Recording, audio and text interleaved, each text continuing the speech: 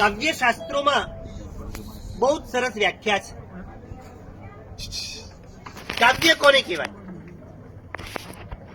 કાવ્ય કોને કહેવાય? બહુ જ સરસ વ્યાખ્યા છે. વાક્યમ રસાત્મકમ કાવ્યમ. વાક્યને જો રસાળ કરી દેવામાં આવે તો એ કાવ્ય બની જાય. આ એક સાવ સાદી સીધી અને મનમાં બેસી જાય એવી વ્યાખ્યા છે. આદિશ્વર દાદા કેટલા સુંદર લાગે છે. આ વાક્ય છે અને આદિશ્વરનું મુખ મલકતું રૂપની પ્યાલી છે. એની એ જ વાત વાક્યને જરા રસાળ કરી દેવામાં આવ્યું, એ કાવ્ય બની ગયું. વાક્યમ રસાત્મકમ કાવ્યમ. વાક્ય રસાળ બને એટલે કાવ્ય બની જાય. જીવન રસાળ બને તો એ સાધના બની જાય.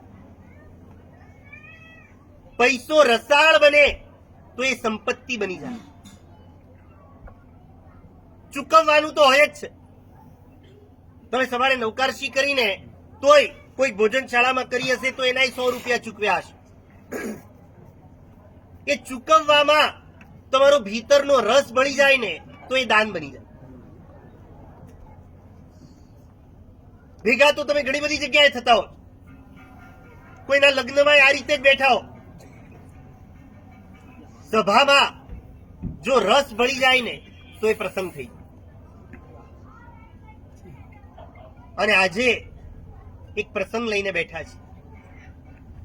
આદિશ્વર દાદા પોતાની તળેટીની આ ચોથી દિશા વિકસાવી રહ્યા છે.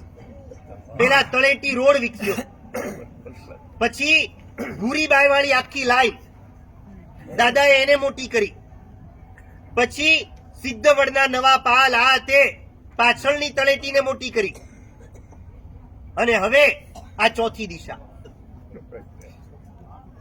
મને એટલી જ ખબર હતી કે કોલ્હાપુરની બાજુમાં છે, પણ કોલ્હાપુર જેટલું દૂર છે એવી નહોતી ખબર. અહીંયા આવ્યા તો રસ્તામાં થયું કે આ ક્યાં બનાવ્યું, ક્યાંનું ક્યાં. પણ પછી સહજ સમજાયું કે ફ્લેટ વાળાને 3 ફૂટની બાલ્કની ચાલે, બંગલા વાળાને 20 ફૂટનું ગેરેજ ચાલે. ડેલાને તો ફળિયા મોટા જોઈએ. ફ્લેટને બાલ્કની જ જોઈએ, બંગલાને પાર્કિંગ જ જોઈએ, ડેલાને તો ફળિયા જોઈએ. અને ફળિયું ત્યાં તળેટી રોડ પર શક્ય નહોતું. અહીંયા બીજા તળેટી રોડનું નિર્માણ થશે. ખેર, આવવાનો મુખ્ય ઉદ્દેશ કે સાધ્વીજી ભગવંતોની સેવાનો ઉપક્રમ. ગુરુ મહારાજે પાલીતાણામાં આખા શાસનની સેવા થાય એવા ઘણા બધા કાર્યો કર્યા, અને શિષ્ય રત્નએ એ જ ભૂમિમાં આખા સમુદાયની સેવા થાય એવો ઉપક્રમ આરંભ્યો.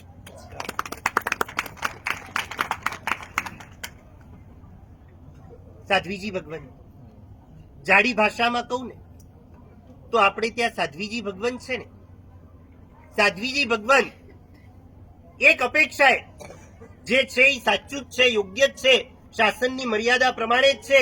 પણ બહુ બીજા નહીંથી કહું તો સાધ્વીજી ભગવંત તો પોતાનું સ્થાન છે ને એ ચાની ભૂકી જેવું રાખે છે. ચા બનાવવી હોય ને તો પહેલી ભૂકી જોઈએ, અને ચા બન્યા પછી ગળાય ને ત્યારે ભૂકી સૌથી પહેલી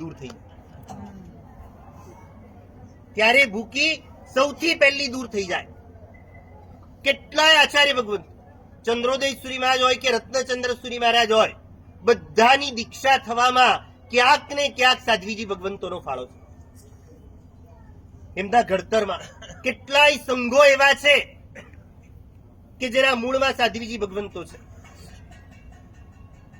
આ બિનીતાબેને આજે શત્રુંજયના પટમાં આટલા બધા લાભો લીધા, પણ એમના પપ્પાએ 2006માં જયારે શત્રુંજય પટનો લાભ લીધો વડોદરામાં, ત્યારે પ્રેરણા કે નિશ્રા કોની હતી તો કે સાધ્વીજી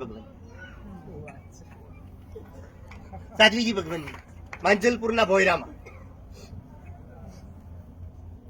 તે દિવસે એક સાધ્વીજી ભગવંતે શત્રુંજયના પટનો લાભ આપેલો. આજે આચાર્ય ભગવંતે શત્રુંજયના પટમાં આટલા બધા લાભો આપ્યા. 1 વર્ષ પહેલા આદિશ્વર દાદાએ ઉમરાનો લાભ આપેલો. આજે એ જ દાદાએ શિખરનો લાભ આપ્યો. પણ વાત આ છે કે એ શ્રમણી ભગવંતો એમની એ શાંત આરાધના, એમની એ સાવ શાંત નિસ્પૃહતા. મને 4 શ્લોક આવડતા હશે ને તો આખા ગામને ખબર પડશે, કેમ કે હું અહીંયા બોલું છું. એમને 4000 આવડતા હશે ને તો કોઈને ખબર નહીં, એનો સ્વાધ્યાય કરતા. અને તમે બધાએ ભેગા મળીને ભગવાનનો એ શ્રમણી સંઘ. હું તો વારંવાર કહું છું કે શ્રમણીઓનું તપ એ શાસનના તાણાવાણા છે.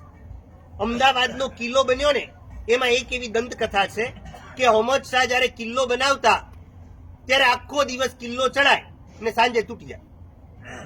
પેલું કે આ શું રોજ થાય? કોઈકે કીધું કે અંદર એક બાવો રહે છે, માણેક બાવો એનું નામ. એ બાવો આખો દિવસ સાદડી વણે, એ વણે ત્યાં સુધી કિલ્લો ચડાય અને એ સાંજે સાદડી છૂટી પાડી દે. એ જેવો સાદડી છૂટી પાડે, એની ચટાઈ છૂટી પાડે, એ સાથે કિલ્લો નીકળે. એ માણેક બાવાના નામ પર માણેક ચોક છે. પણ વાત એ હતી કે માણેક બાવો તાણાવાણા વણે ત્યાં સુધી બાદશાહનો કિલ્લો અખંડ રહે. સાચું કહું છું, આ જાહો જલાલી, આ સકલ સંઘની નૌકારશી, આ